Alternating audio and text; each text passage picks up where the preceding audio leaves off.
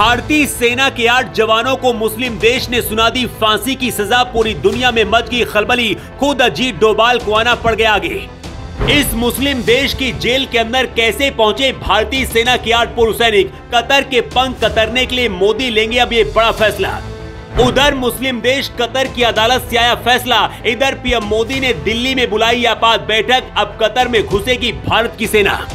इस मुस्लिम देश ने पिछले 1 साल से भारत के 8-9 सैनिकों को अपनी जेल में बंद करके रखा था। इसके बारे में पूरी दुनिया को खबर नहीं थी। यहाँ तक कि भारत को भी नहीं पता था कि हिंदुस्तान के 8 सैनिक इस मुस्लिम देश की जेल में बंद हैं। पाकिस्तान के बाद ये मुस्लिम देश हिंदुस्तान का सबसे बड़ा दुश्मन है। मुस्लिम देश कतर ने बिना किसी सबूत के भारत के 8 पूर्व जवानों को मौत की सजा सुना दी है।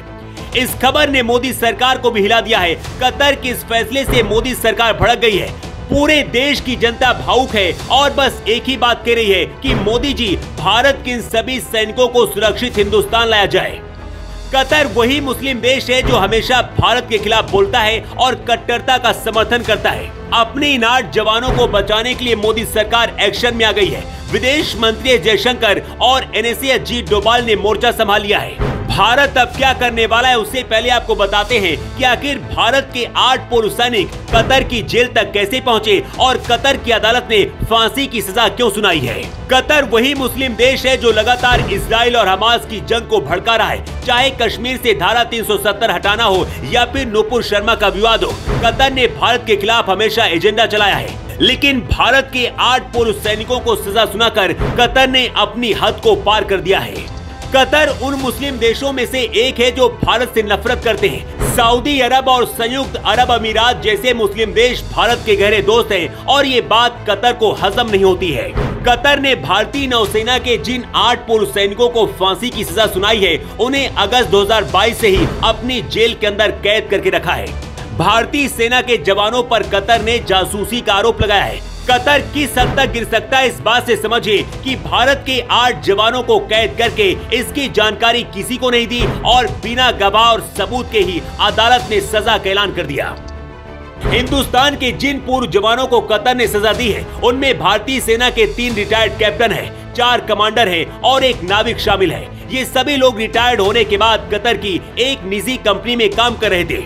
ये कंपनी कतर की नौसेना को ट्रेनिंग देती है। इस कंपनी का मालिक ओमान वायुसेना का रिटायर्ड स्क्वाड्रन लीडर था। कतर का आरोप है कि भारत के पूर्व सैनिक इजराइल के लिए जासूसी कर रहे थे और गिरफ्तार करके बिना गवाह सबूत के फांसी की सजा सुना दी है।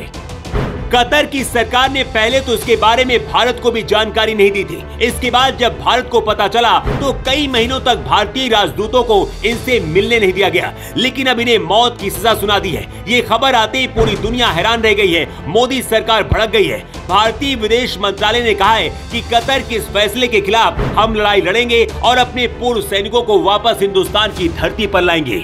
सूत्रों का दावा है कि खुद पीएम मोदी ने एक मीटिंग दिल्ली में बुलाई है। इस मीटिंग में एनएसए अजीत डोभाल, विदेश मंत्री जयशंकर सहित और भी कई बड़े अधिकारी शामिल रहे हैं। मुस्लिम देश कतर की कुल आबादी 30 लाख से भी कम है। खुद भूखमरी से मरता है लेकिन भारत से टकराने की कोशिश करता है।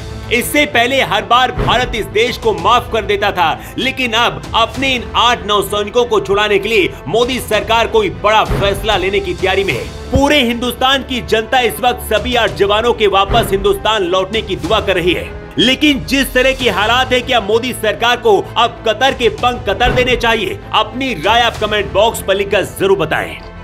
रिपोर्ट।